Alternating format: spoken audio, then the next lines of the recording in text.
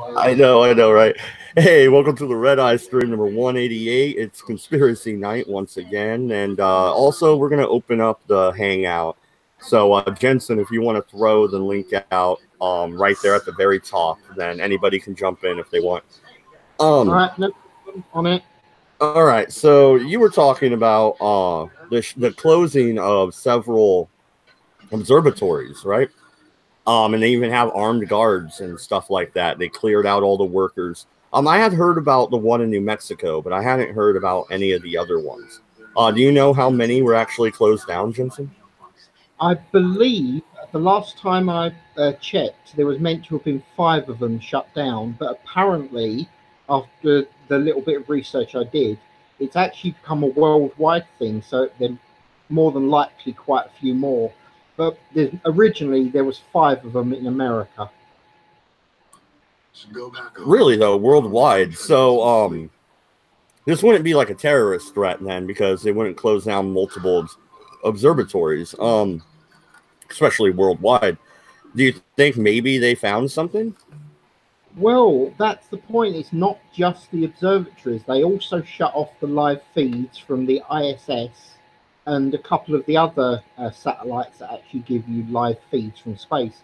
Apparently, if actually now that my memory's kicking in, they also shut off the feed from the Hubble telescope, so that should give you an idea. Really? That's quite odd, actually.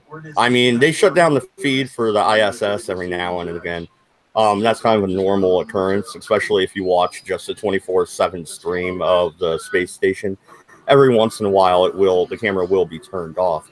But the Hubble telescope? Yeah, that's the bit that actually got my attention. It starts to make you wonder, what have they found that they are desperately trying to stop us from seeing? Yeah, what do you think, Voice? Since it's such a small panel, you could actually talk today. Throw out some ideas, man. Honestly, I think and this isn't really a conspiracy theory, but if you want to go from a practical standpoint, it could have been America was launching a new satellite that they didn't want to know anybody to know about, or it could be I don't know, what do you call it? Yeah, and memory's gone. Oh well. No, I'd say if it was sort of alien craft or some sort of stuff they were talking about, I think we wouldn't know about all these things being turned off in the first place, you know. Or it could have been a missile test that they didn't want anybody to know about. You know, I think there's a lot of practical things that we have to dismiss first before we jump into, you know. Nice. That was pretty good. That was almost spot on. Nice. Yeah, actually, I'm quite impressed, man. Not bad. No, I agree, but the question is, why would they put armed guards at some of the observatories? Something must have been seen that people aren't meant to know. Now, I know you say that, well, we'd never even find out about that. And I would agree with you, 20 years ago, that might have been the case. But nowadays, it's very difficult for shit to go on without at least some idiot with a camera, taping it. So, yeah, I don't know. It's just a little bit weird, is all I'm trying to say.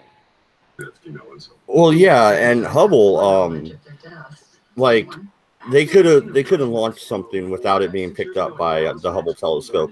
Also, why would other facilities around the world give a shit about the United States military to where, oh, okay, yeah, we'll just shut everything down because Uncle Sam said so?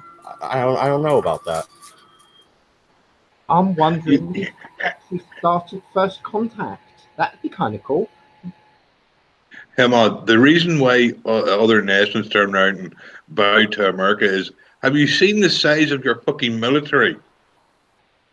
Oh, it's harmless. Come on now. Shut up or you get the drone. Oh, actually, do you know what it might be? Maybe MC's finally got his rock launching device sorted, and they're just trying to make sure nobody spots it. Ah, yeah. I mean, and it is easier to mine the rock if you throw it at the earth first. We'll be mining it with spears and sticks, but you know. No, Well, the one thing that is sort of a sticking point, as Johnson says, is the armed guards. That's the only thing that sticks out to me.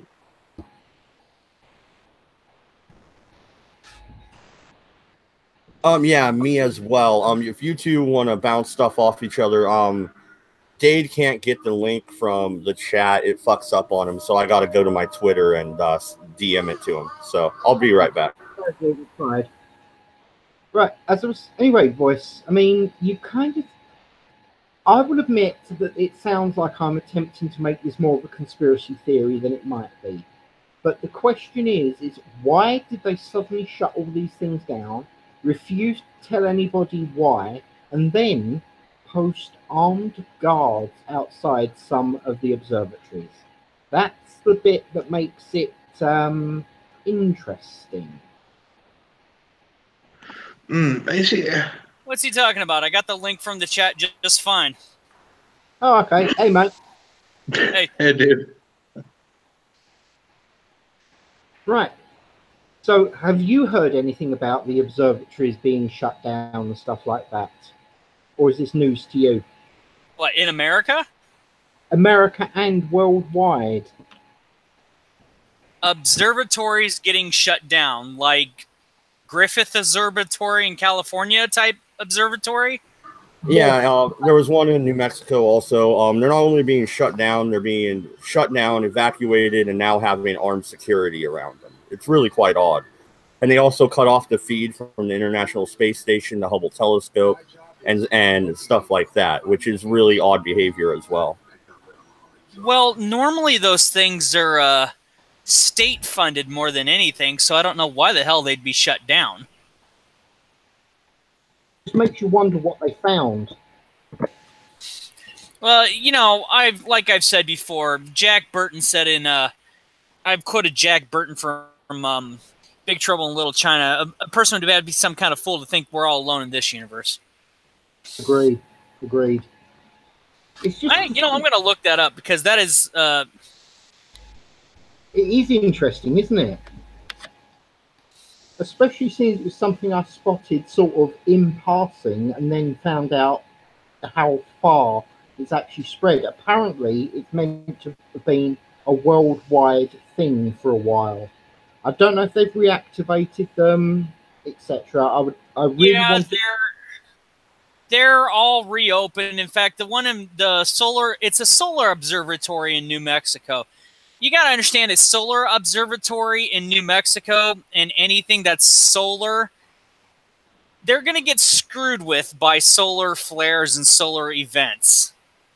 They're hypersensitive to that those type of things. There's no government interference. There's no state interference. There's no bullshit. It's, in fact, everything's, it's 2018. This shit happened over a year ago. About a year ago. So there's nothing going on. This is all just bullshit. Okay, you know how they tell you not to look directly into the sun for a reason? Yeah. Well, that's kind of what these, when you have a solar observatory, basically what it does is it studies the sun and the functions of the sun. And if there's solar flares or solar events such as eclipses, these machines are severely hypersensitive to these things. They're basically like looking directly at the sun and can get ruined and are worth hundreds of thousands, if not millions of dollars for repair. And this was all over. This was about a year ago, and nothing's going on. The thing I'm talking about actually is only a couple of months old. So oh, you mean from the FBI stuff? Yeah. And the point is they not only did they take out the ISS feed, but they also took out the Hubble feed.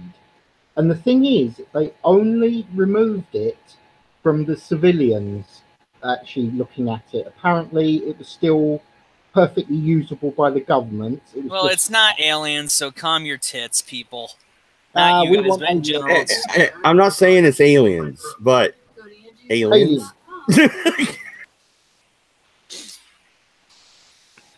Now we have proof. Mag is actually that crazy dude off of Ancient Alien. Oh, I wish I could pull off that hair. Just saying. Well, here is a link in the side chat here, debunking Doomsday.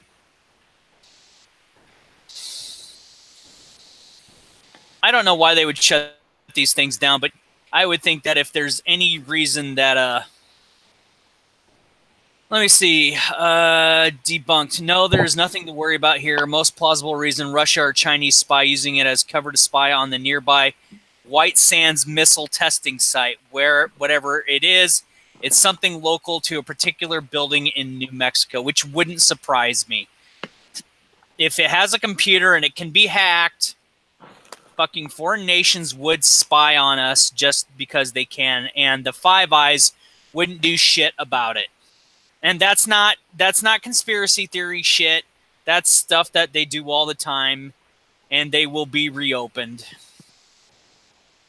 The official statement is the Association of Universities for Research in Astronomy, AURA, is addressing a security issue at the National Solar Observatory facility in Sacramento Peak, New Mexico, and has decided to temporarily vacate the facility as a precautionary measure. AURA, which manages Sacramento Peak with funding from NSF, is working with the property authorities on this issue. We have no further comment at this time.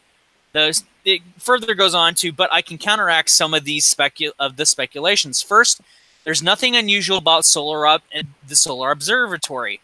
It's one of many. There's a bit more background information about the observatory, and it shows some places. The only unusual thing is that it has several tons of liquid mercury used as float bearing for its Richard B. Dunn Solar Telescope. Some speculate that it could be some speculate that it could have something to do with this. Well, that could be possible. Why not explain what the issue is in this case and how is that a security issue? Mercury was not the reason for the closure. There's no mercury incident. That's a completely different set of protocols that would not have involved locking all the doors. There could be many reasons to closing down a building: discovering asbestos, building a structure unsafe, software issue. Again, none of those seem like a security issues. If they had a computer virus, well, it's hardly top secret material needing a clamp down, just researchers' data for solar observations. It's a civilian rather than a military establishment. There's your big first clue. It's a civilian establishment that gets funded through the state and some federal funding like all the other things do. So what is more challenging to think of a reason to evacuate that would involve the FBI and Solar Observatory and count as a security issue? About the only other idea I can think of is an escaped convict, but it doesn't make much sense either. Why would they stay in the observatory for several days, and why would the FBI close it down? Makes no sense. I draw a blank on that one apart from the mercury idea, but also doesn't really fit the idea of a security issue. Spying suggestion, the one suggestion that actually makes sense. They might have evidence of some foreign power was using the equipment at the observatory to spy on the nearby White Sands missile test. And I'm going to go ahead and put that in the main chat as well for people to read. And if people really genuinely think about it, with computers being everywhere with anything these days, I would not be surprised if shit was being spied on by a foreign power. As MC has said oftentimes about the Five Eyes, people spy on people all the time, get away with it, and they do it for the stupidest shit possible. I don't disagree with pretty much all that you said. I would just wonder why it was they posted armed guards around several of the observatories. That's the honestly, Jensen, I could only think that if it happens at one, it could happen at others. So if you know you've caught it at one, you would want to tell the others. It's kind of like, you know, getting a bank robbed in your area. You'd say, yeah, we just got robbed, and let it be known that we just got robbed so other banks can be on alert. That would be the only thing that I could think of. Well, when you're talking about the computers and all that kind of stuff, I've just been watching a whole bunch of fucking HackerCon convention videos that last about an hour or so each, and you'd be amazed how you can get into a company's mainframe or something like that through the most benign shit. Like you see Mum show how to do it through a video camera, you know, and through its wireless link up and its closed off bloody programs and shit, it was able to get into another program inside the server, and then he was fucking in for everything. So yeah, they tried doing it to Australia during the last census, where they basically DOSed and hacked the fucking crap out of the census, right? And you know, you don't even know whether you've registered properly or whether you haven't, or you know, so I wouldn't be surprised, because they were saying that back then with the census, that they were trying to get into other government and see foreign powers would do that shit all the time, especially China, for whatever reason, because they're a bunch of assholes, and this is what they do. Yeah. Oh yeah, what do you think about the theory of this? The Saudi official in the Saudi consulate in Turkey getting offed, and they've used the Apple iWatch fucking theory as a bullshit excuse for the fact that fucking Turkey's got bloody bugs all over the Saudi embassy. I don't give a shit about either one of those people. In fact, I was talking to somebody about that at the pool today when I was doing my laps, and I said, I don't give a shit about Saudi Arabia. I think America needs to dump their ass as soon as possible and let them suffer. I just don't give a crap. I'm not a geopolitical type of guy. If MC was in here, I'm sure he could be way more convincing about this type of stuff because he knows this type of stuff. I don't. But the thing about the Chinese spies and hackers and shit, dude, that doesn't even remotely surprise me. People are so fucking... This is basically the Cold War type shit that they were doing back in the days of the 50s and 60s, except it's now with computers instead of actual physical people doing it. So, yeah. That shit never changes. It just gets a new face. Yeah, there's even a piece of footage on YouTube where I can't remember who it is, whether it's a politician or a high-ranking agency member of some sort, but he mentioned that like there's something along the lines of 20 million attacks every minute or something like that. You know, that's how many times they're beaten on the firewall every minute. And they said, oh, you know, which country's doing this, or is it many countries? Oh, it's many countries, but there's one main one. And I think the conversation went on to say, yeah, it kind of rhymes with binder or something like that. Yeah, and that was about 10 years ago. So fucking imagine what they're doing now. Oh, yeah, and people need to remember that, as an example here, that China wants to do all this shit. Well, see, the thing is they're getting tariffed and taxed and fucked with politically as well as economically, and they are hurting. I don't care what anybody says. Look this shit up. They are.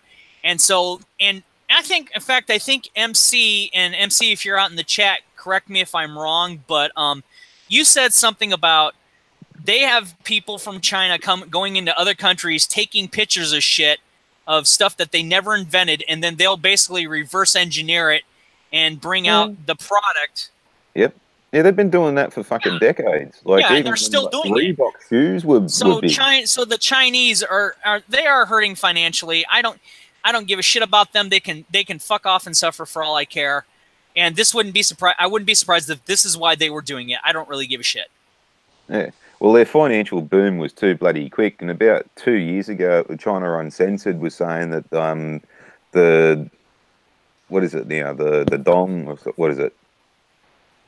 The Chinese dollar. Oh, I know the yen is Japanese. Let me look that up. So anyway, go ahead. Yeah, whatever it is, it was starting to fucking hyperinflate.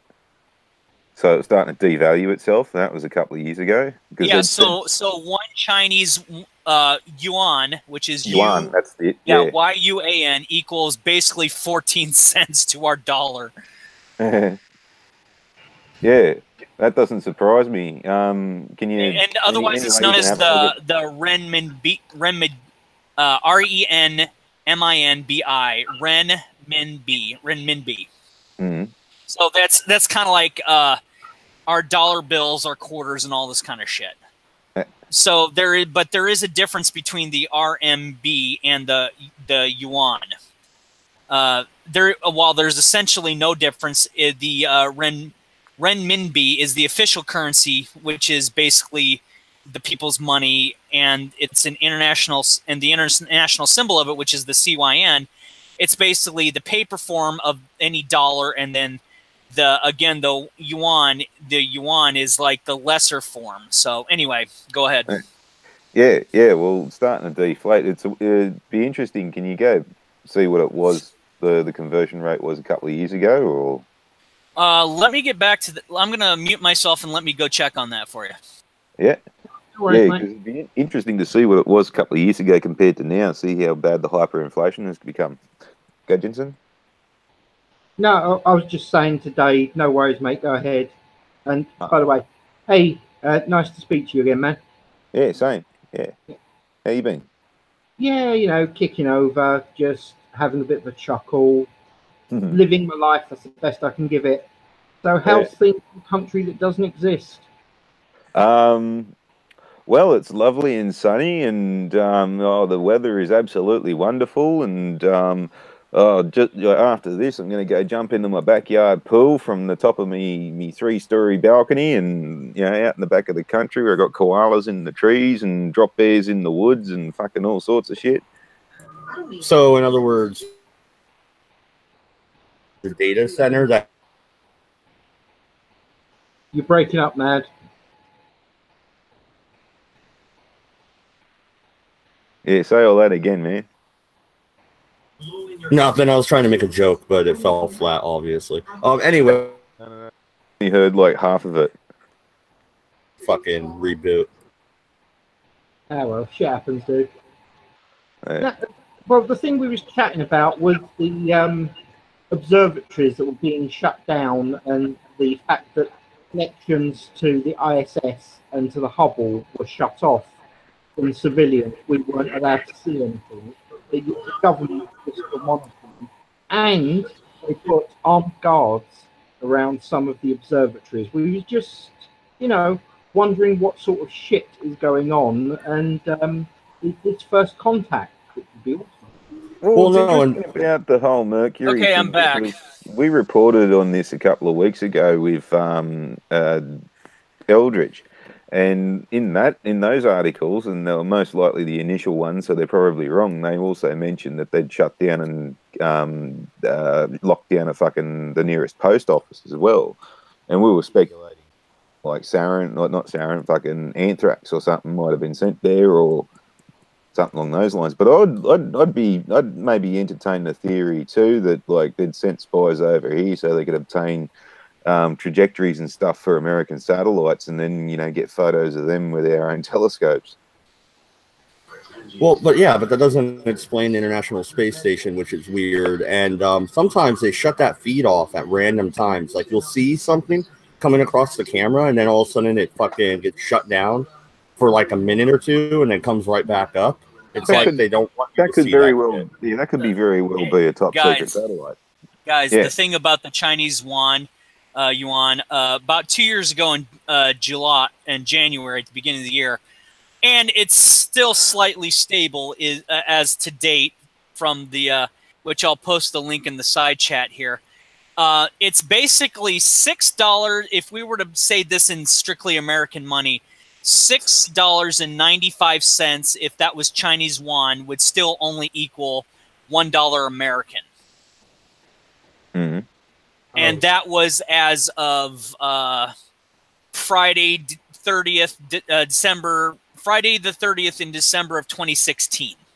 Yeah. And I'll just put the thing in the side chat so you guys can look up, but that's kind of using and if you go use the one Chinese yuan equals basically 14 cents, that's, kind of tells you what it is, but I'll put the post in the side chat here so you guys can look it up yourself. According to the Bank of England historical spot exchange rates, USD to CNY 2016, and you can go through the years and the months yourself, but that's basically what it is. Yeah. So anyway. Oh, well. There you go. So before we continue this, I'm glad that you were on today, Mad Dodge, because until like 5 o'clock tomorrow morning Central Time, I am suspended on Twitter because I called the rapper T.I. out for his bullshit against Melania Trump. And I have seen the video. It's boring and it's distasteful, but it's basically nothing original that nobody has done, to any president since music has become popular in the 50s and 60s. And I basically called out his bullshit. And I said, and they made me remove the tweet, and I changed security measures, and I blocked that dumbass. I basically said, "You're just jealous." I said, T.I., you're basically just jealous that President Trump's married to a devastatingly hot lady, and you're dealing with nothing but a bunch of hood rats. And he read that and got pissed off and reported me to Twitter like the little bitch he is. Nice. Yeah, no, I mean, I've been reported by people like other YouTubers like Prophet and stuff, but a rapper, dude, yeah. props. Good job. I pissed him off. I called his bullshit. See, and here's the thing. Judge Jeannie Perro was getting, said this is outrageous, and I'm thinking, are you fucking kidding me? Every president, their wife and everything, they always get spoofed. We do it to the Clintons. We've did it to the Bushes. We've done it to Obama and his she-male wife, his she-male bride and everything, and we've done it. We spoof, rappers spoof Nancy Reagan and Ron Reagan back in the day. And in fact, I remember listening to Too Short growing up, and it was basically saying, Nancy Reagan came to my house and gave me a blank, blank, blank. She licked my blank up and down like it was corn on the cob. I'm like, dude, seriously, people have been saying this kind of crap about presidents and their wives for decades in multitudes of, music genres. No big fucking deal. What's the point to get pissy about? He even did a video, and I watched, and I said, well, this is unoriginal. And that's why I said, dude, you are just jealous because Donald Trump, whether you like the man or not, is married to a hottie and who is probably one of the first ladies who is visually attractive since the days of Jacqueline Onassis, Jackie Kennedy, and who has such grace like since the days of Nancy Reagan, unparalleled, and all you're dealing with is hood rats, and you got pissed off by that and reported me to Twitter. Fuck you, T.I., you little bitch. I'll be glad to go on a live stream with you any day and embarrass your dumb ass, you little punk. Fucking get over yourself, you pussy. And I'm just like, Jesus, Judas fucking Priest. I didn't even swear at the guy. I just basically called him, he's, fucking butthurt rappers. I mean, come on, guys. Let's be serious. Eminem did this shit all the time to Bush and Cheney. Nobody cared. And he even got called out on Twitter. He didn't care. But T.I., you're a bitch. You're a fucking pussy. You can't handle getting criticized on Twitter. You're a fucking pussy. Well, yeah, no, and what really surprises me by that is don't rappers do battle rap still? Yes, they do. Oh, they'll call each other names and completely be vile and disrespect each other's dads and girlfriends and baby mamas, but you talk shit about their mom and be like, oh, pop a cap in your ass. I said, okay, so your mom was a hoe.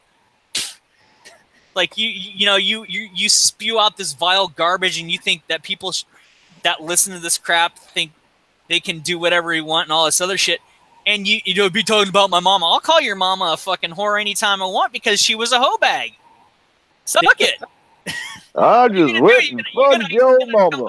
You're gonna come to fucking Iowa and do shit? Bitch, my parents took care of me. My parents are still married after 54 years. It shows that your parents suck at. That's the shit I would say to rappers all the time. It's like, well, you don't talk about my mom. It's like, your mama's a whore. Well, yours is too. No, my mama may be fat and wider than the all outside, but she's still married to my daddy. So fuck yourself. Nice. I did admit my baby. So, yeah, he's fucking retarded. That's great. Please. All right, well, here's a subject that's kind of weird. You guys remember Mothman? Yeah. Refresh my memory. Oh, where the fuck was it? I can't remember what. You gotta city remember, it was I in. read a lot of comic books, so when you say Mothman, I might be thinking of a Batman villain. I don't know. No, isn't it? I think isn't it in like Wisconsin or something like that? Is it's a spirit. It's a supernatural being. It looks like or something like that. And apparently, there's a famous photo of it it's sitting on a bridge just after like there was this really bad fatal accident. I can't remember whether the bridge collapsed or there was a huge bad accident. The bridge collapsed. Oh, okay, yeah, but there's a photo of it supposedly sitting on top of the bridge shortly afterwards, or shortly before. So it's an urban legend, basically. Yeah, pretty much. It's right. yeah. Don't quote me on it, but I'm pretty sure it was Wisconsin it was in. Yeah, there was reports of people seeing it in West Virginia.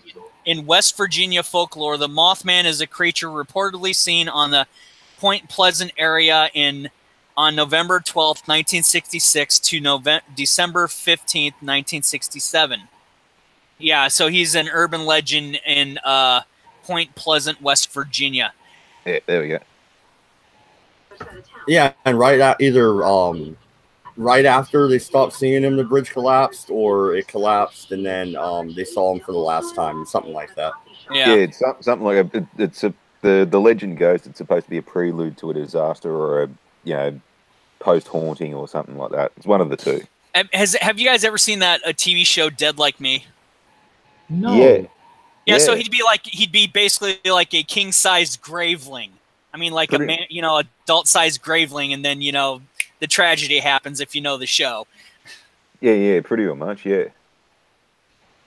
Good show, by the way. The American version of Banshee.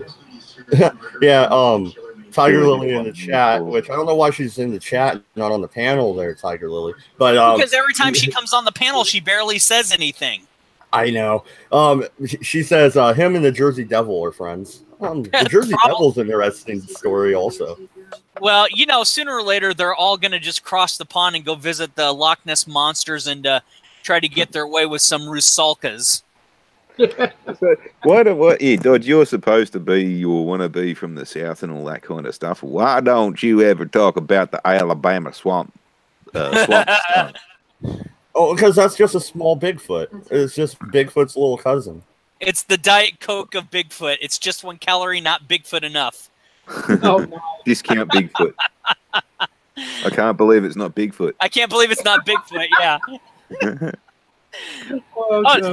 No, guys, I've got to do this while it's in my head, and I'm totally serious. I can't believe it's not the Bigfoot. Spread. The Fabio voice. I can't believe it's not the Bigfoot. I know. I'm trying not to crack up when I do that shit, because I know I sound very young, even though I'm 43. I just have that naturally high-pitched voice, which, I get that from my mom, but it's just one of those things that some voices I can really do, some I can't. But when I want to, even if I sound terrible doing it, I just got to do it just to get it out of the way. Oh, Fabio. Magic Bollocks is looking for the cosmos and in the bedroom. Well, real quick, if you can do Jesse Ventura impression, Magic Bollocks is looking for somebody to do that for him. I don't know why. Probably going to go into some video, but.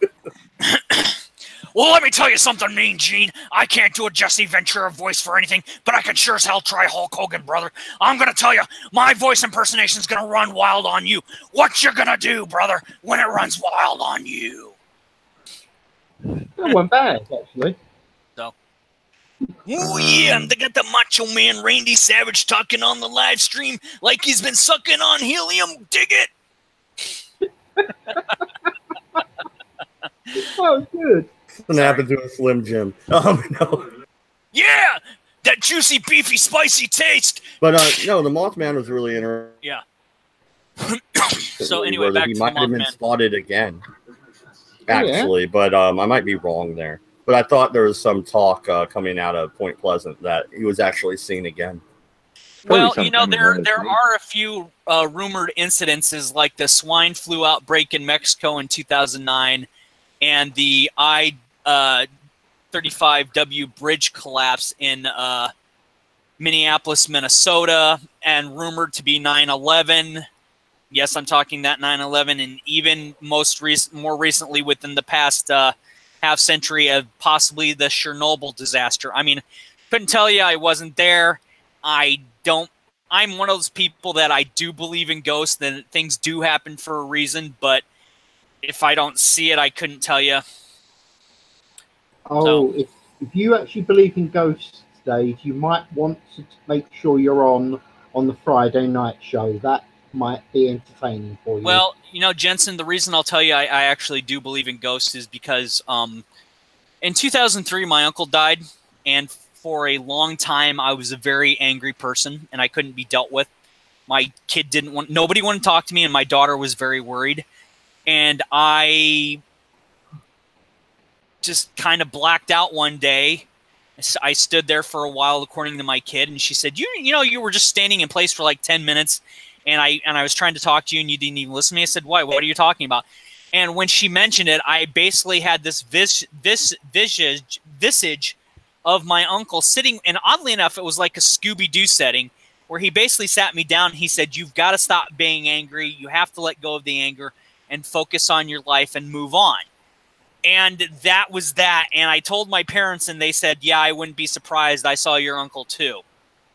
And that's not the kind of shit that I would admit to anybody. It's one of those things that it's like when something very bizarre happens to that after the death of a loved one, and that kind of stuff happens to people worldwide, regardless of what your religious beliefs are or your location. Yeah, there's something to it to say that there is an afterlife and that there are spiritual beings. So yeah, I'm gonna go say on this live stream, I do believe there are such things as ghosts, and things happen for a reason. There ain't nothing Friday the 13th, Freddy Krueger superstitious about it. It's, you know, it's too well known not to be something viable.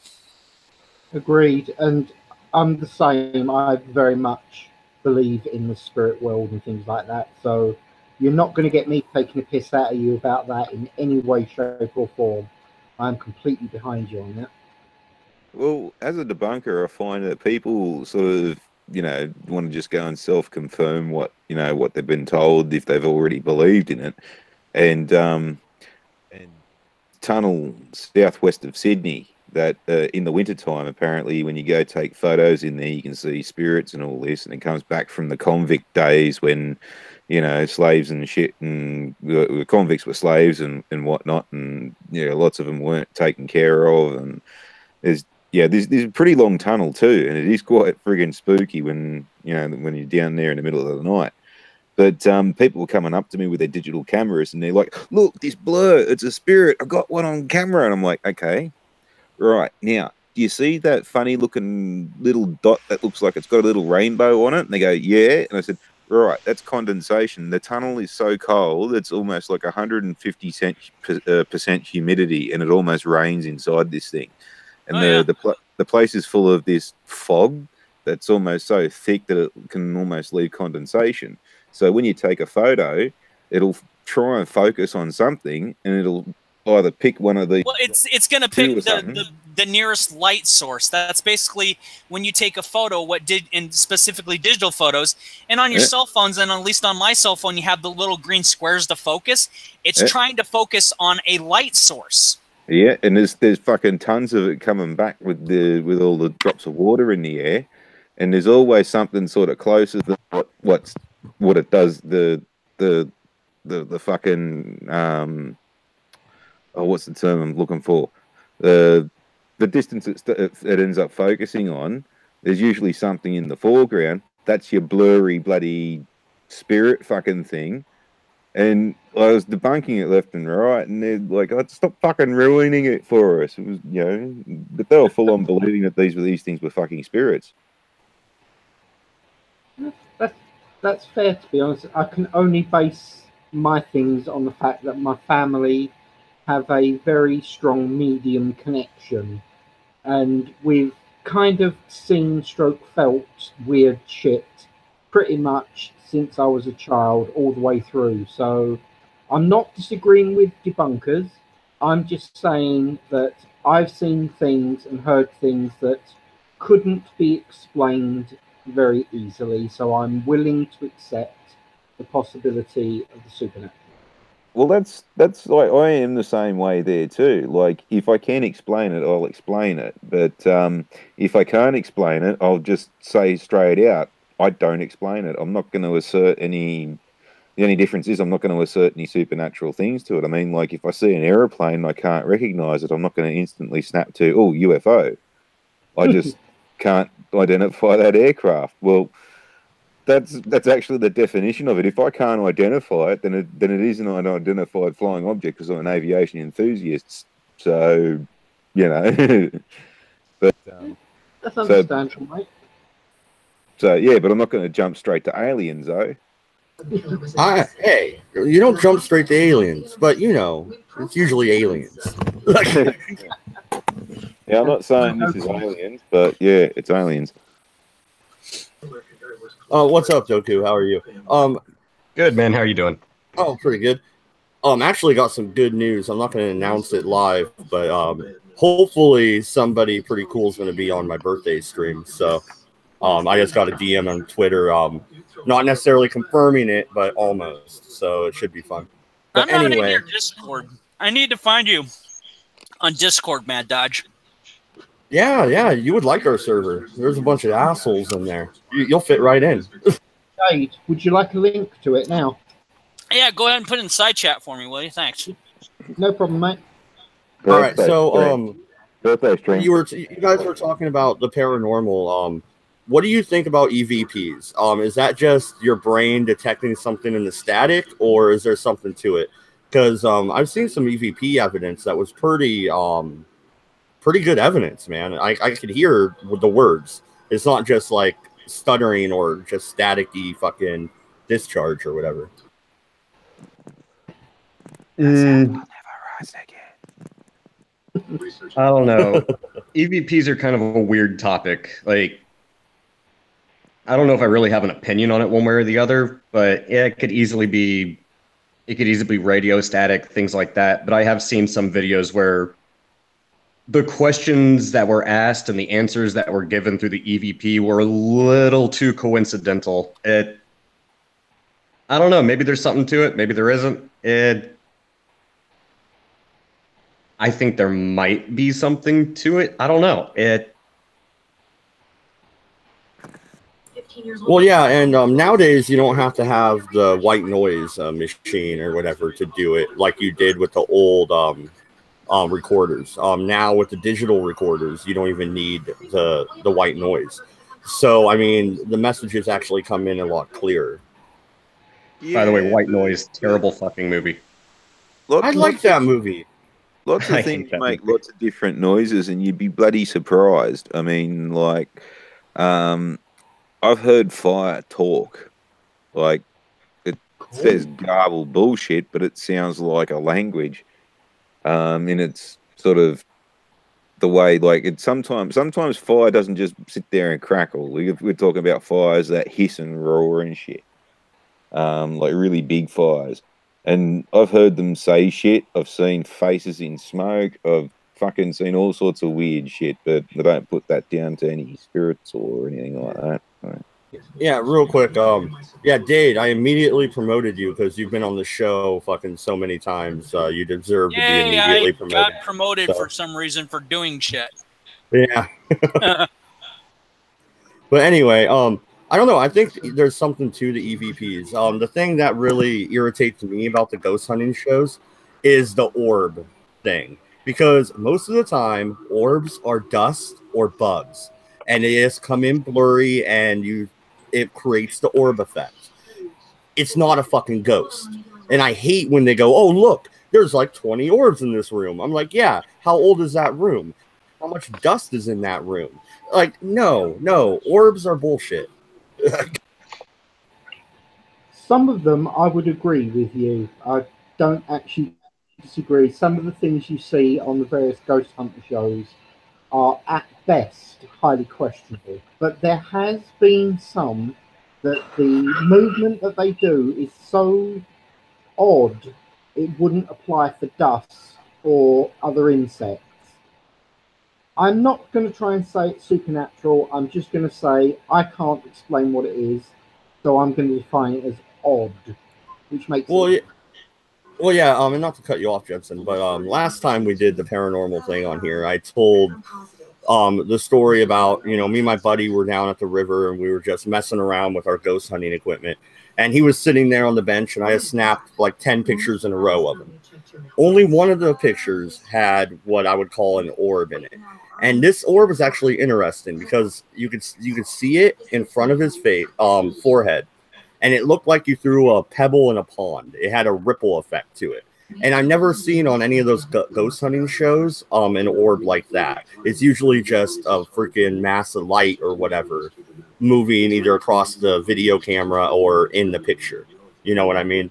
You don't see a ripple effect, which I thought was really interesting. And that's the annoying thing about trying to talk about the paranormal in general is it's such a catch-22 because there's unexplainable shit out there, but at the same time it's there. You know, the thing is, these people that do these ghost hunting shows and all this other bullshit, they wouldn't know what to fucking do if they ran across a real apparition, to say the least. They really wouldn't. I would love to see that, actually. Just what would they actually do if, you know, you had a full-body apparition just pop up in front of you while they're actually fucking filming? They'd probably shit their fucking pants. It'd be hilarious. They would. They'd fucking have a heart attack. Somebody would drop the camera, and they all freak the hell out. They wouldn't know what to do. The average person doesn't know what to do. Hell, the average person has been reported to give rides to ghosts of people that had died years before, and they look so much like they did in their real life that you'd never know the difference, and you'd have a conversation with them. There was no cold chill or anything that usually has to do with everything and whatnot when you so-called encounter a ghost. And they say, oh, yeah, I dropped this kid off, you know, like I dropped this kid off here yesterday. Yeah, that was my son. They died 5 years ago. Wait, what? Yeah. You know, that kind of stuff happens. That stuff's been reported to happen. So these ghost hunters, they wouldn't fucking know what to do. It ain't good. And, you know, the thing is, I'm thinking that they're all thinking that they're going to find some fame and glory out of this, or they think they're going to be like fucking Ghostbusters. That ain't going to happen. Because I can tell you what would happen if any of that Ghostbusters type stuff was ever published to the public as, you know, hardcore scientifically proven shit. Religion across the board would go fucking AWOL and be discounted and excluded from a lot of things, especially with the scientific backing. And then we'd be like, okay, now what? We wouldn't know what to do. Agreed. All I know is it'd be fucking funny. And, you know, I'd be laughing my ass off. I'd be like, hey, can I get I said, hey, if you guys ever run across, like, Helen or Troy or somebody, let me know. It'd be more like a Beetlejuice thing. Like, oh, yeah, if you run across this person, give her my phone number. I'm hitting on a dead lady. What the fuck? You know, why? I don't know. You wouldn't know what to do. Hey, if I was a ghost, I'd totally go hit on Marilyn Monroe. Just saying. Well, that's kind of the point of why I made it like Beetlejuice, because in the Beetlejuice verse, and I'm not going off on a movie topic here, but there have been so many interpretations of what the afterlife is. What if oh yeah, I want to, you know, go hook up with Marilyn Monroe, and then you see Marilyn Monroe and exactly how was she killed? Yeah, and she's gonna look like that. You know, let's say she got a shot through the head. Yeah, you'd see her with the shot through the head. That would kill your boner right there. I don't care who you are. You know, that's the kind of thing that I'm talking about. And then what if they end up looking more like The Walking Dead? You know, see, that's the stuff people don't really think about. And it's not worth really thinking about because it's all, you know, dealing with that kind of thing is you know, it's fantasy. It's the train of thought is it's pure fantasy that you're going to meet somebody. Like, I personally always wanted to kind of have lunch with Cleopatra just to be like, well, what was life, you know, life back then, blah, blah, blah. And she would talk to me. Just have an average lunch with her. But what if she's sitting in front of me and she looks like one of the Walking Dead? I wouldn't be able to eat my lunch. I'd be like, you going to put your face on? No, I'd be freaking the fuck out. That's, you know, it's all fantasy when people think, oh, I'm going to do this, I'm going to do that, blah, blah, blah. And that's not the way it works, people. I'm sorry, but there's been too many historic and modern proven accounts by people, multiple witnesses in some occasions, where they've run across these ghosts. And you, Mad Dodge of all people, and MC of all people, when you talk about the Civil War stuff, that shit gets reported to this very day of those specters haunting those battle sites, just doing what they did in life, and people will just watch it drinking a cup of tea like, I ain't seeing shit and I ain't telling shit. But we've seen it. Yeah, actually, the Gettysburg battlefield is very well known for that. There's been people on tours where they kind of split off and go by themselves and, you know, look at the battlefield, and they'll see apparitions, you know. And what do those apparitions look like? They don't look like anything. They look like the soldiers during that time, and they look beat up. Yeah, no, I was reading one account. The people saw like what looked like Confederates and Union troops fighting. They thought there was a reenactment going on. So they're like, oh, that's cool. And then when they got back to the tour guide or whatever, they're like, so there's a reenactment going on? Why aren't we over there watching it? And the tour guide's like, what are you talking about? Exactly, yeah. Okay. So it's strict fantasy. It's not delusional. It's strict fantasy that people think they're going to see these people from the past that are ghosts, and they're going to, you know, do all this stuff. And it's like, no, that's not how it works, guys. I mean, you know, you have a better chance of running into a real-life vampire and getting away with it and living to tell the tale than you would anything that you could possibly dream up. Well, you heard it here first, folks. Vampires are real. Anyway, there are several different types of hauntings. So there are it's like a record replaying itself over and over again. Vampires are real, and you know, the thing about that is if vampires are real, so are the vampire hunters. You can be a vampire all you want. Sooner or later, some Wesley Snipes looking motherfucker is going to go, surprise motherfucker, and be like, oh shit, Blade! No, of course there's vampire hunters. Didn't you see that documentary about that one in California? No, I play Castlevania. That's how I know they're real. All right, there's a couple comments in the chat here that are pretty good. Tiger Lily asks, are angels and demons real? And then Hammered Spud says, there's supposedly a lost Roman legion still marching around the Black Forest in Germany. So first, what do you guys think? Angels and demons? I'm more agnostic. If I believed in angels and demons, I would have to be a Christian or a Catholic or whatever, what have you. Well, that's kind of arguable because at the end of the day, angels and demons are only a name we've given them. If you want to think of them as real, just think of them as outer-planar creatures. That's all you need to do. You don't have to worry about religion then. I'm agnostic as well. I tend to not adhere to the idea of angels and demons so much as just the idea of good and evil. There are more things in heaven and earth, Horatio, than are dreamt of in your philosophy. That's Shakespeare's Hamlet.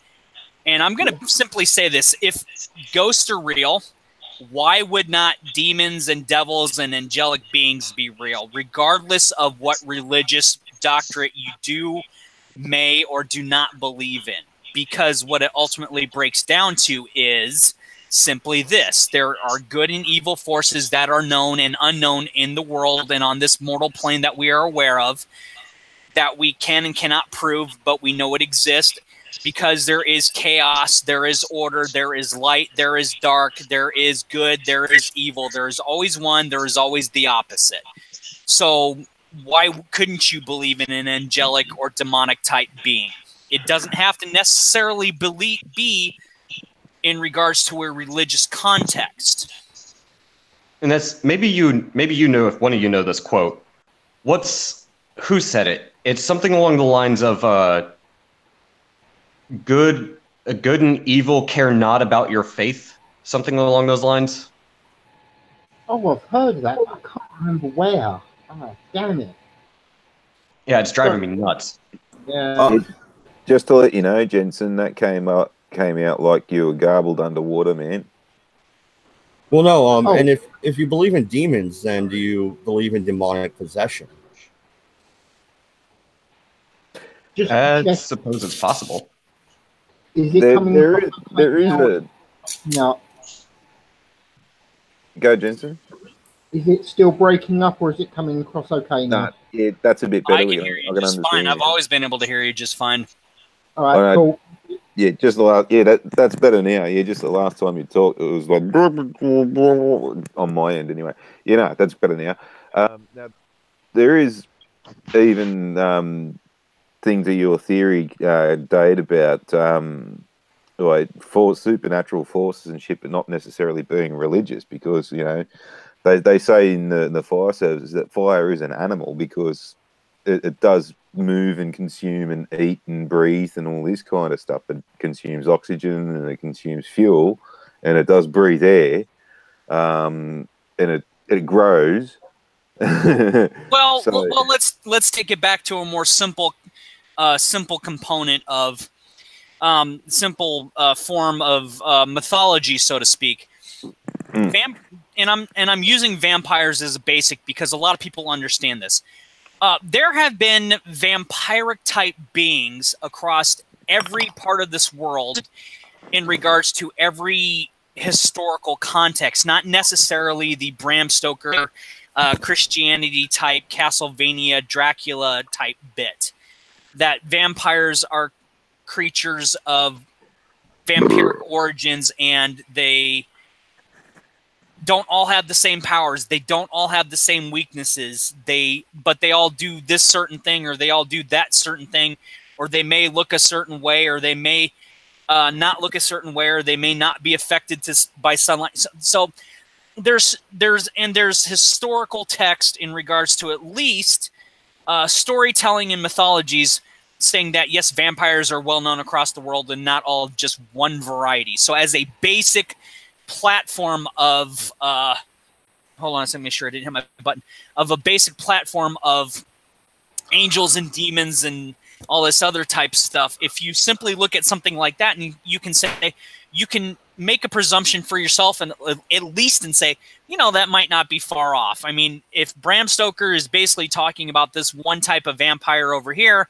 but other religions and areas in the world that would basically laugh at him, say, no, but there's this type over here, like in Asia, they have a vampire of, you know, and you can do all these studies and researching for yourself, but they're basically mentioning that this, and by Christian doctrine, a vampire is a demonic being. Can we all at least agree on that? According to Christian doctrine, whether you're agnostic or atheist or whatever, but you've read up on it, so you know that by this certain type of settings of rules, according to this specific religion, a vampire is a demonic being.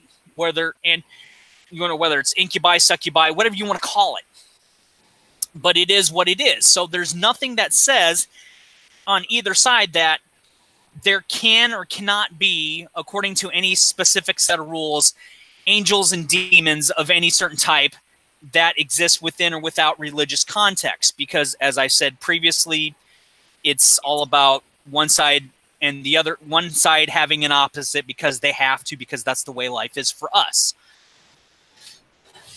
So I didn't mean to go off the topic. So hopefully I didn't go off the topic too much, and I got back to the point. No, you didn't. I would like to point out also, especially when it comes to demonic possession, even tribal religions in the middle of freaking, you know, in the Amazon or in the middle of fucking Africa, what have you, they have, you know, witch doctors to get rid of the demon that's possessing people. So this isn't even necessarily a Catholicism thing. It's just, I don't know. I think mental illness could attribute for most of the demonic possession, you know, signs at least. So I'm not necessarily 100% on board.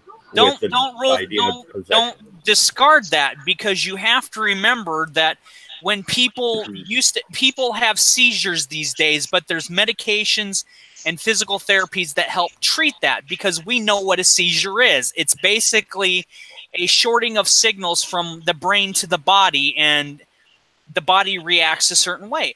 Well, you have to remember over 100, at least easily 100 years ago, we'll just basically say 1918 and earlier, people used to treat seizures as if you were possessed, because they didn't. And I'm not discarding, you know, demonic possessions or bad mouthing any religious context in regards to this, but people used to think that. They used to say, no, he or she is possessed. Well, they didn't know what a seizure was, and then they found out what it was, and they found out how to deal with it through therapies and medication. So when somebody falls down on the ground, we don't say, oh my God, they're possessed. We say, oh shit, this person's having a seizure. Get their head up. and help slightly hold them down so they don't thrash around and hurt themselves. And then boom, within easily 10 minutes, it's taken care of, and the person is at least cognizant enough to say, oh, what happened? Oh, you had a seizure. Oh, shit. Am I, did I hurt anyone or myself? No, you're good. We got you. Same thing can be said with the medical field back in those days too, because they used to treat seizures with electricity, with cocaine, with heroin, with fucking all sorts of weird shit. Yeah, and that's my point. Seizures were considered a form of mental illness, even though the person was not technically mentally ill. They weren't suffering from delusions. They didn't have paranoid schizophrenic episodes. They were simply having a seizure, which is a biochemical malfunction within the body. So, but again, that goes back to demonic possession. They would say that was demonic possession. If any one of us or anybody in the chat that's watching were to go back to and I can even safely say this about Iowa, the Amish in Iowa, they know a seizure is a seizure. A seizure is a seizure, but 150 years ago, Amish people would say you're possessed by the devil easily, and they would tell you. But we know it's a seizure. We know that it can be dealt with. But back in the early days, the 1800s, the 1700s, that's all people would say, and they'd say, "Oh, it's this being possessed, or she's possessed, or she's in league with Satan, and all this other stuff," which we know is bullshit. But that's how they would view it, as a curse or a demonic entity possessing a body.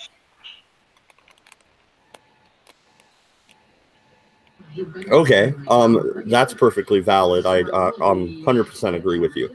What about spontaneously learning a new language? Okay, so that's one of the possession signs. Like if I suddenly started wigging out and fucking spouting off fucking German and Latin and fucking old school Assyrian or some shit. I don't know these languages. Even subconsciously, I've never, other than Latin and going to mass, I've never really been exposed to these languages. How would I just randomly be able to talk in a certain language? I don't have anything for, because I've never seen it myself, and I've never even heard of it. I can give you some form of some explanation for it. Is that they've known from things like frontal lobe lobotomies and all this kind of stuff that people can do stuff that's totally contrary to their form of behavior, like loss of interest in books but a mad interest in movies, or instantly they can know how to play chess. And there's been instances where people have picked up languages that they've never been to the country, never had an interest in the country, never met anyone from the country, never had any type of formal training in the language. All of a sudden, get fluently, like they've been there for their entire lives. Now, what could possibly be, now knowing that there's most likely no actual medical investigation into this, that some people with epilepsy could possibly, when they're having a seizure, fall and hit their head, which could cause a slight bit of damage to their brain, which could be consistent or similar to this frontal lobotomy picking up random shit syndrome. It's not uncommon for other parts of your brain to do similar things when they've been damaged or removed or something along those lines. And that could possibly be a reason. There is a form of brain damage or, induced autism from head trauma. Yeah, word salad too. Sorry. Oh, word salad. Don't, like, every time I think of that phrase, I think of Boston Legal. But anyway. No, but that's not bad that you think of that. That's actually people. Okay, so to continue on with what he was saying. Twins make up their own language. They know how. Couples make up their own language. Word salad is in its own way, its own language. While a person knows what they are saying, other people are hearing something different because there's the miscommunication between the brain and the mouth. Well, that's the same as what he was going on about. Well, people have never been over here. Well, there's nothing proving otherwise that says that we don't have the capability, or we don't have within our bodies or brains the ability to speak other language, because it's everything, like, it's inherited. If I have Mexican ancestry, 6 or 7 generations previous, and I fall on my head one day and I start speaking Spanish, even though I've taken Spanish classes and I suck at it, and I'm consistently speaking Spanish like there's no tomorrow. You know, how do you know I don't have some ancestry and it's not locked away in my brain?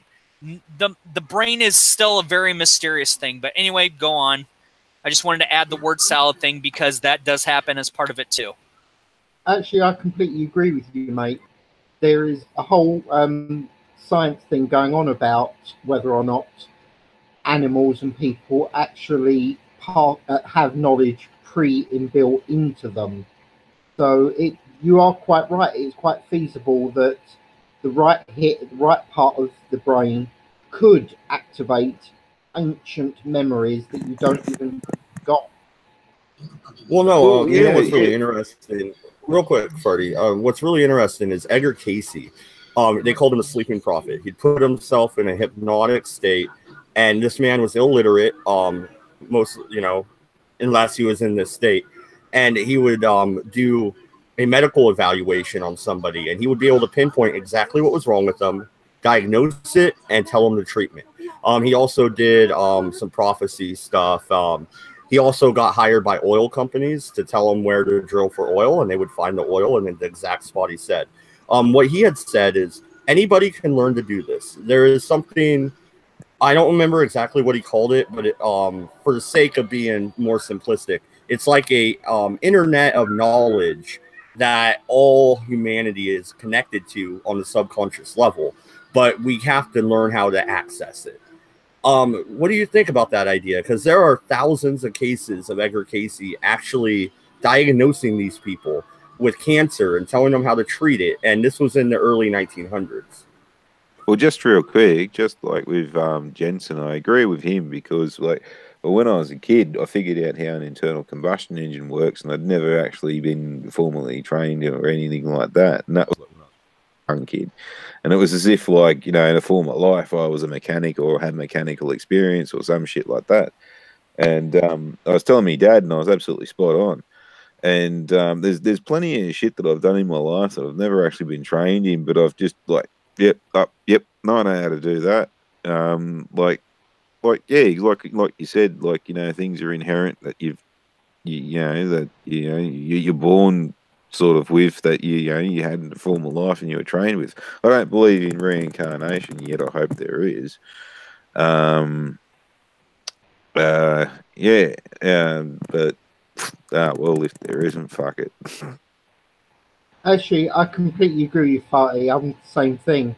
I wasn't actually trained in how to do explosives until I joined the military, but I was making those damn things as a kid and just knew what to do, and I have no idea how.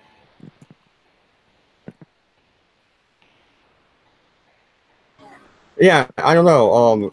And looking at the chat here, Tiger Lily says information comes from someplace. Yeah, no, and the fact that Edgar Casey was able to diagnose these people, he almost was like an X-ray machine. I mean, it was pretty crazy.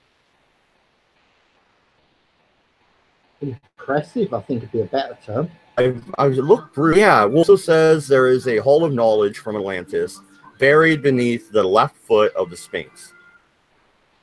They did the scans of underground, and sure fucking enough, there is a chamber down there.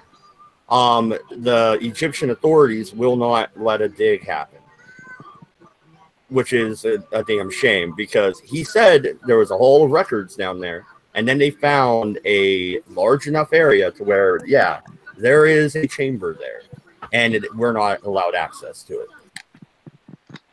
And we're back to aliens. Atlantis isn't aliens. It is not.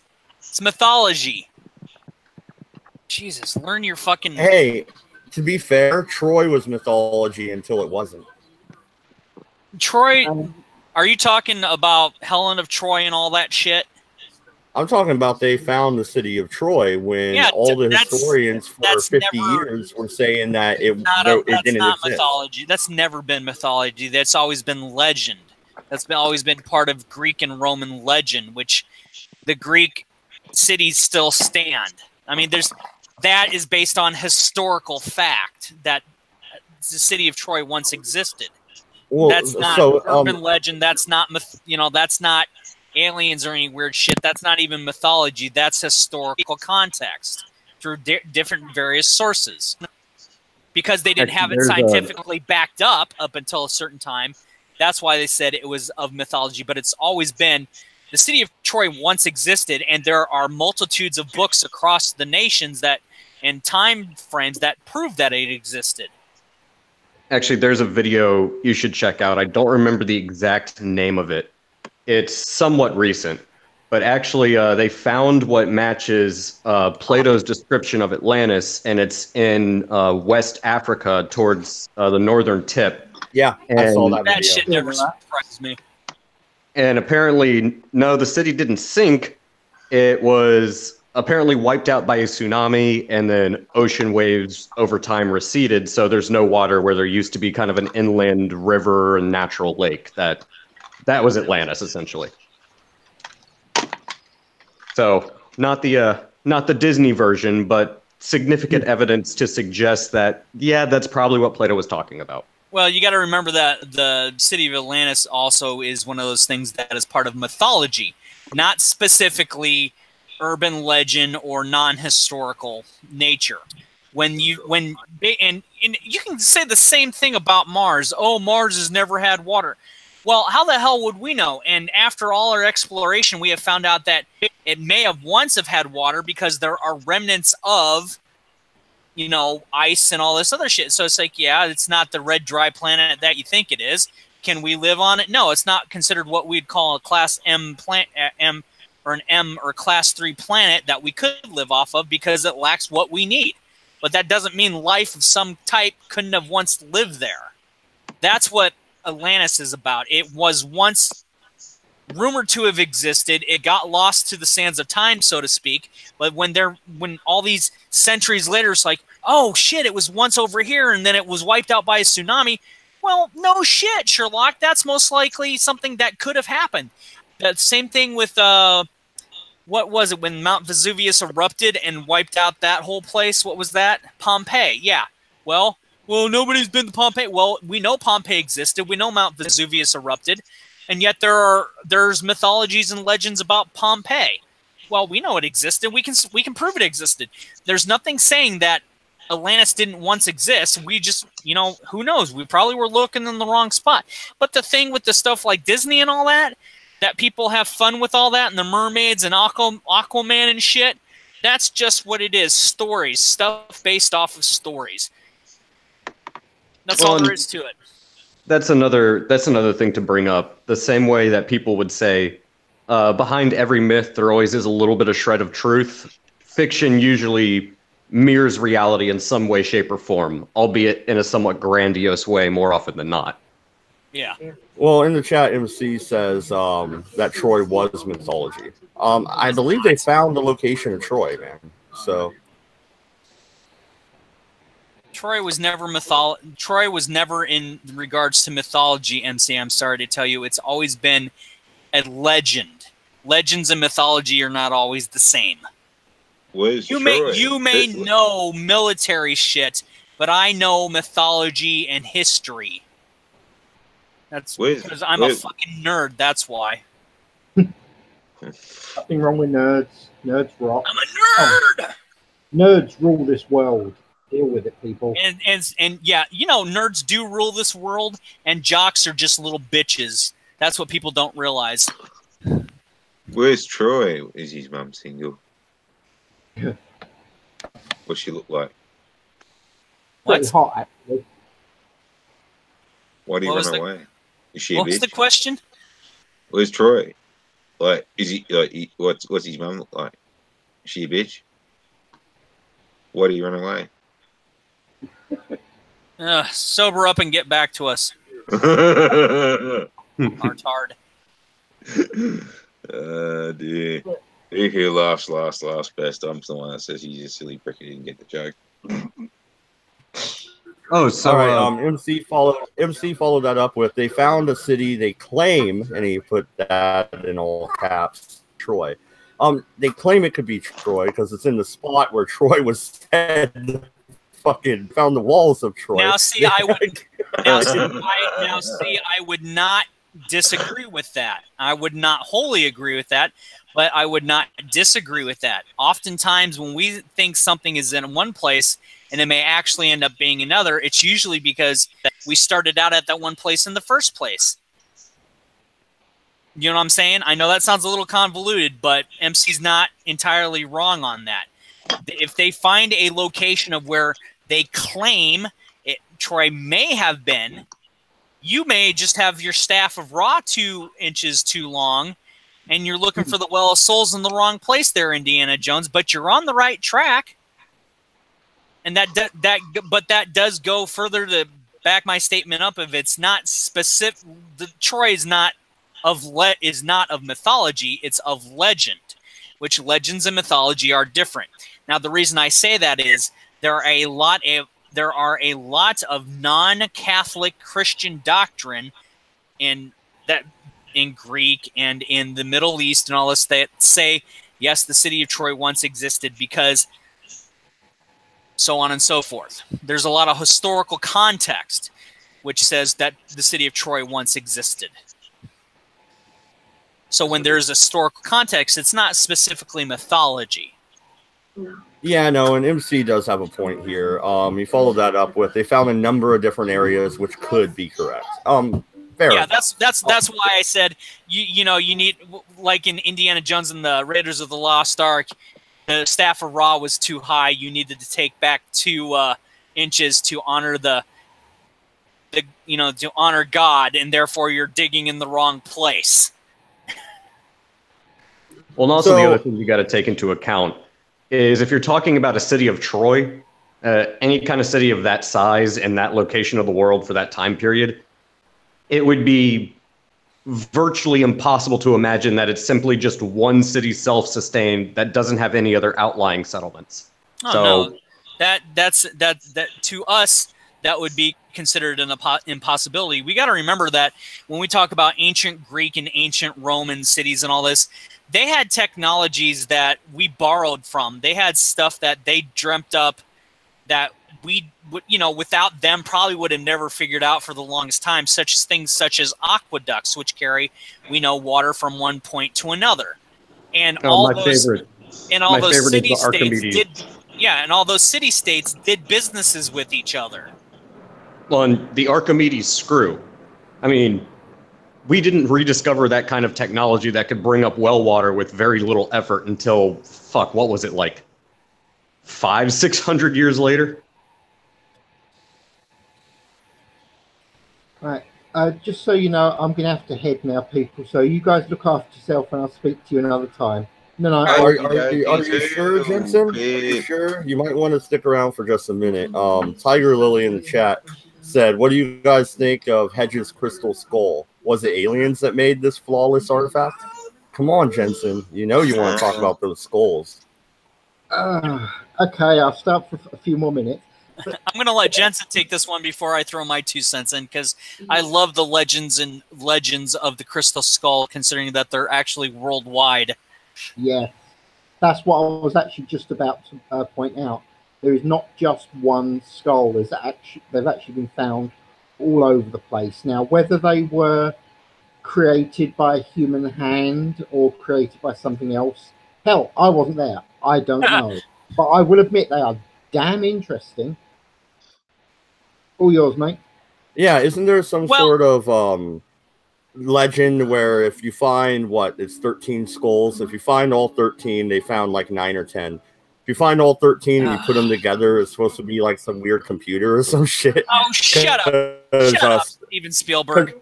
Crystal can actually hold data yes, in it. We know that so Crystal you can actually can store data within Crystal, yeah. Yes, we know that Crystal can store data. One of my favorite movies is House 2, and it's very cheesy as fuck. Yeah. But what it talks about is, and I do have a point to this.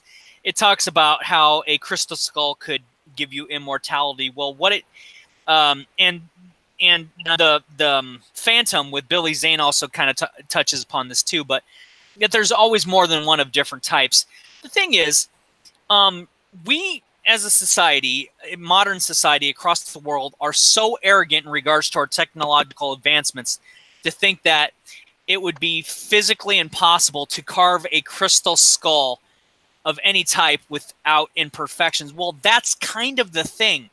There have always been people across the board around the world in times past that were such skilled craftsmen that they could carve a crystal skull flawlessly because they knew what they were doing. They had the tools to do it. We just don't have those same tools. And because we don't have that skill or those tools to do so, and we have now 3D printers could do it because we actually had to make a machine to do it, means that we say, oh, there's no way they could do it, that anybody could do it, let alone somebody over here in America, the Americas could do it, and then somebody over in Russia could, or Africa could do it. And MC, if you're still in the chat, I know you know this, but there's a phenomena, and I don't think it's the butterfly effect. There's a phenomena where animals of one type can learn a behavior, and then it gets passed around the globe, so other animals learn that same type of behavior. There's nothing saying, and I may be off on that, but I think you know what I'm talking about.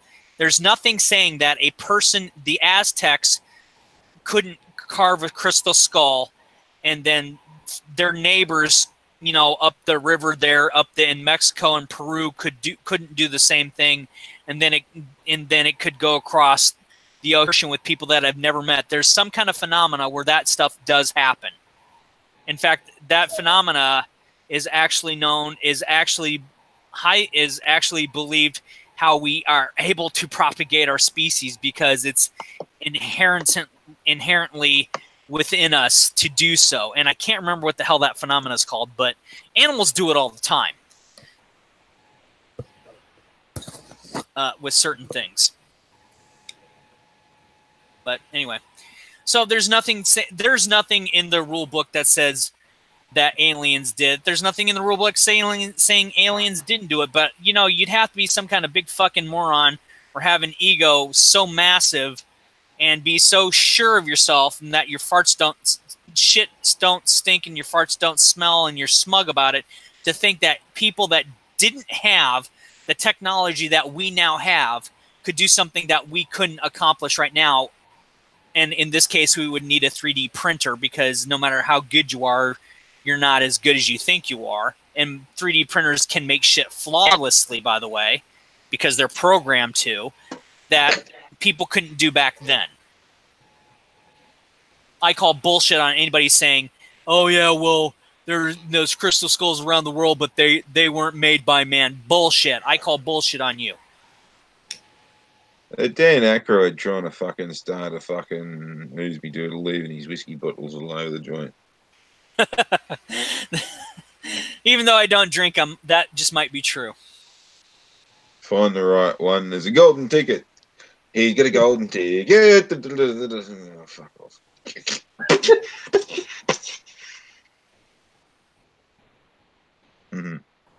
Unfortunately, like I say, I've got a head. Have fun, people. Speak to you later. Bye-bye. Total Pip.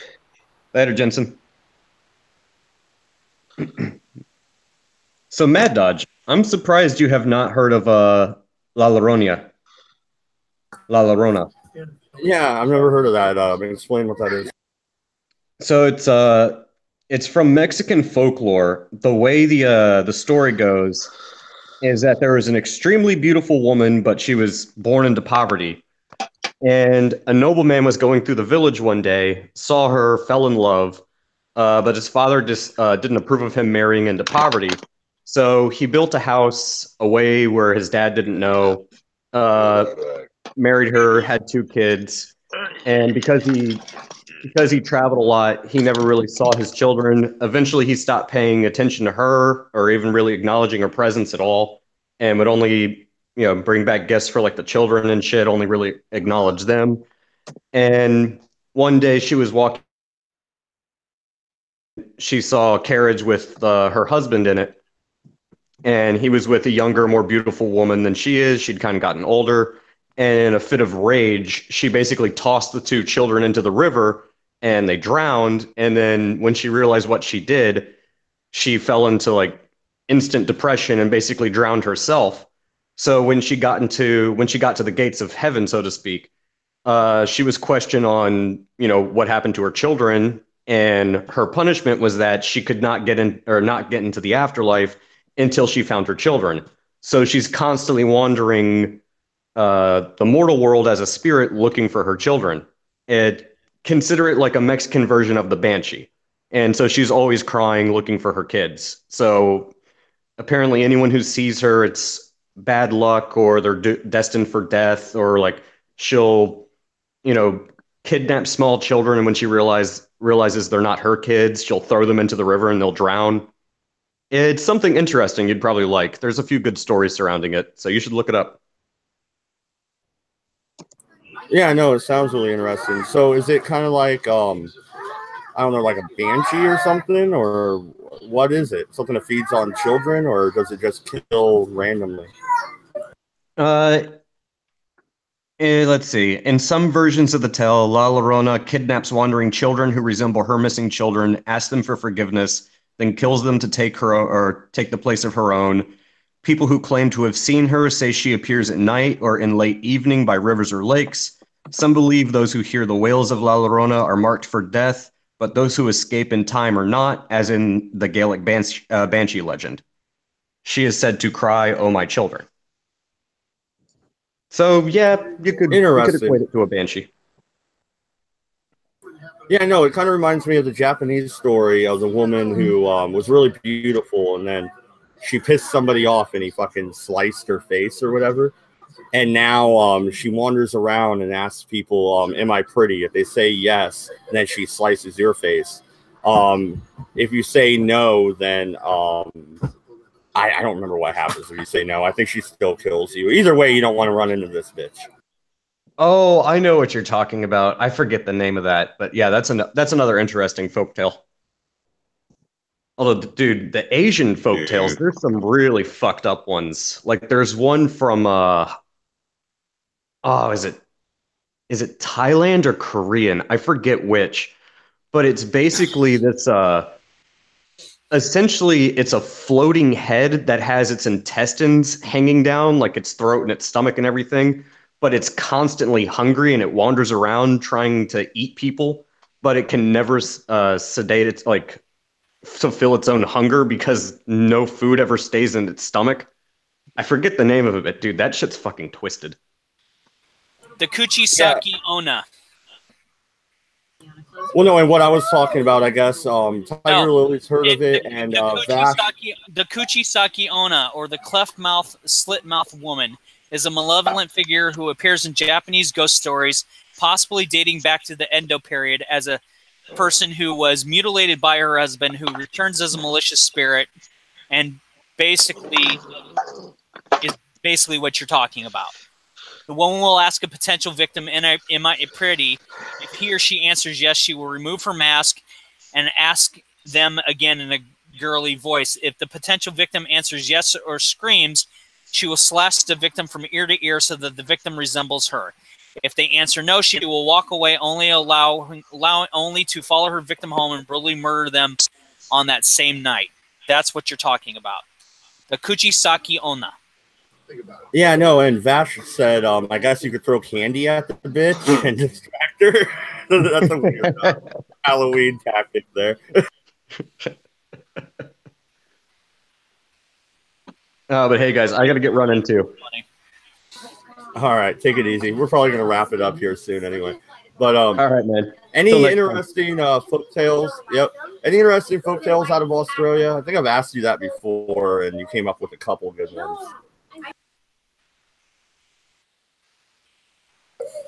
Farty? Farty. I guess he died. What about over in your neck of the woods, Dave? Any good urban legends that are local to your area? Yeah, there are actually quite a few.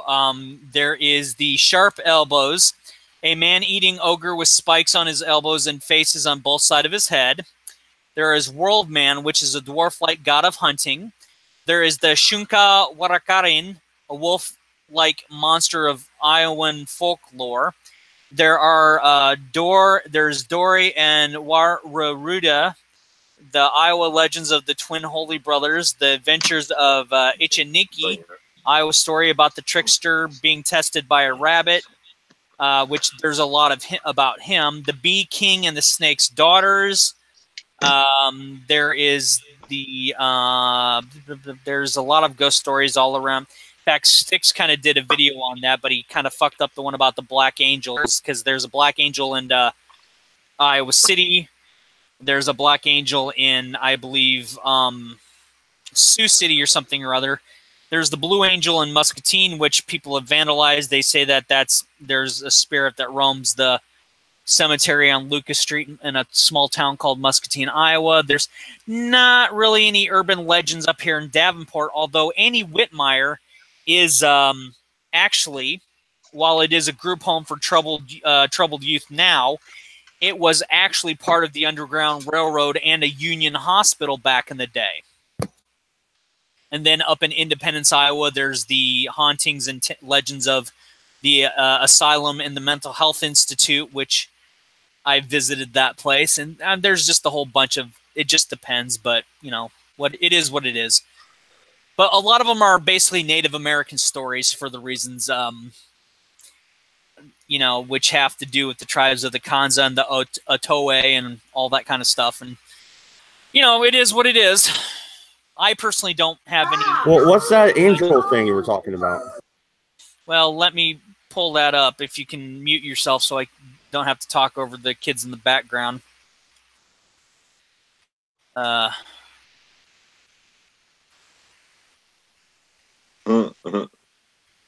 Okay. Sucky's a real. So there are Black Angel of Despair that causes men to go insane with feverish Parliament. Locals call it Diane Abbott.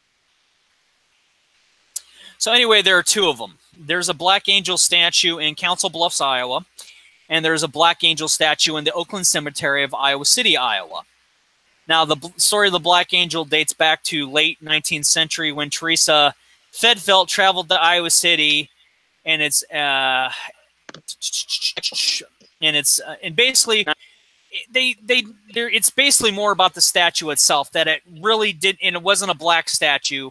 It dates back to what is now known as the Czech Republic and Slovakia area of Iowa, in Iowa City, and the Czech American sculptor by the name of Mario Korbel had this statue made and transported it, and by the time she got it, it was black, and it was never designed to be black. It was actually supposed to be, from what I understand, a solid white marble piece. But, you know, over the years it's oxidized and assholes have vandalized it, and it's kind of now a greenish black patina color, and, you know, fucking retards touch shit, and they test their luck by touching or kissing the statue. And the urban legend is, at least for the one of Iowa City, because I've never been to the one on Council Bluffs, that if one touches or kisses the statue, they will be struck dead unless the person is a virgin. Which in Iowa City, good fucking luck for that. It is also rumored that if a pregnant woman walks beneath the statue's stretched wings, she will miscarry. And of course, again, vandals have damaged the statue, removing several fingers because they're fucking retarded. So that's basically the only one that I know of. Now, there is a Blue Angel in Muscatine, Iowa, and I'm not sure what the details are on that specifically. I know it has something to do with... Okay, and you see, it's not really a Blue Angel, by the way. It's the Greenwood Cemetery in Muscatine, Iowa, which is considered a haunted place. And let me pull up the information here. And the reason they call it a Blue Angel is because there's glass behind the marble statue that when the light shines in, or the artificial light shines in during the night, it emits the blue glow. So it's really the glass piece. So the Blue Angel is a statue with the legend. Reports say that back in the 50s, she was thought of as the benevolent spirit of the cemetery, protecting it from vandals. Since then, tales about her become more sinister. She is once to have held a rose that if you looked at her, she would drop the rose and you were doomed to die. Reports say that her hand was cut off so she couldn't hurt anyone, but at night, they say her hand is still there, glowing and holding the rose. She is called the Blue Angel because the morning sun shining through the blue stained glass windows of her mausoleum makes it look like her white gypsum wings have a blue tip, which I mentioned. And actually, I do know for a fact that the hand was stolen. It was not, it was vandalized. It didn't disappear. It was vandalized because people are fucking retarded, as they always are. Those are actually the only two immediate urban legends that I know about in Iowa that I've been privy to. That, and there's the Blackwood Manor in that same town, and there is a building that's across from it that was part of the Underground Railroad and the Union Army Hospital. They say that's haunted too, but I could confirm nor deny. I don't know. I don't know. Never been there. Yeah, the only interesting things we have around here is like in Florence, there's a haunted lighthouse. The lighthouse keeper's wife jumped from the top or something, and supposedly you could see her there. There's an inn at the bottom now where you can stay, and the inn is haunted as well. It was the house area of the lighthouse. Huh. I really don't know what to tell you on that. Boy, I'm back on the main channel watching, and it really seems like the chat is goofed up beyond repair.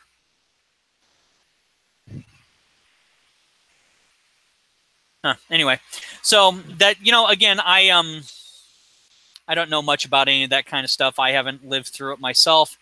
I just do think that would be too damn stupid to be considered. I think that if people honestly think there's nothing after life, whether it's heaven or hell or whatever, I got to think you're kind of on the dumb side to think there's nothing after life. What it is, I couldn't tell you. I have not been dead and come back to give an explanation about it. But, again, as I've said, there are more things in heaven and earth, Horatio, than there are dreamt of in your philosophy. That's it. And I still need you to watch Ant-Man and Ant-Man and the Wasp, because those two movies are probably some of the best ones out of the entire Marvel universe. And they're not totally butt-fucking serious.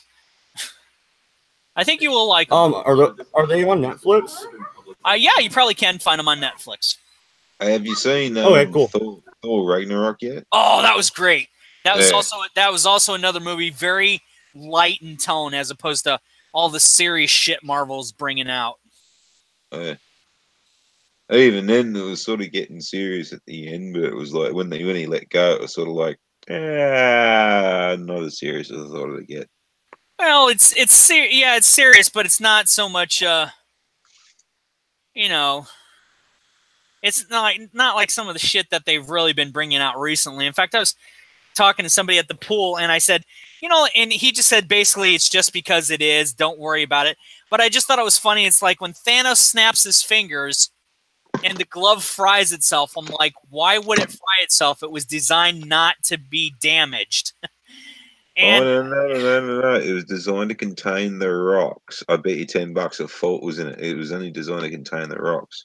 Oh, yeah, and that's probably what it's going to be, because I've read the original comics to where Thanos did snap his fingers and to appease Mr. Death, and half the universe's population faded away, and his glove was still intact, only for Nebula to steal it from later. Which, by the way, the only reason that Thanos got all of those stones is because Peter Quill is a fucking idiot.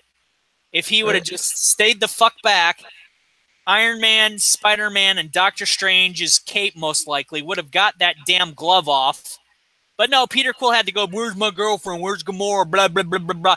He's the fucking idiot that allowed Thanos to win. I'm just saying it right now. So, anyway, we better wrap up. I don't know why Thor didn't just come down and split the cunt in half from head to toe.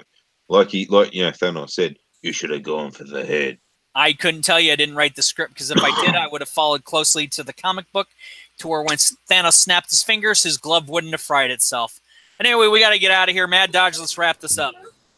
Yeah, okay, so 9 o'clock West Coast time tonight, I believe. I'm supposed to be helping somebody out there doing they're doing a charity and they needed a platform, so I'm helping them out. I'm not sure the details. They're going to handle all that. I have no connection to any money that's going to be donated at all. It's going into whatever they have set up. I'm just giving them the platform. So if you guys are up 9 o'clock on the West Coast, midnight over on the East Coast, check it out and maybe help them out if you feel the need to. Other than that, thank you very much. Good night. Good luck. And fuck the French. And we're out of here.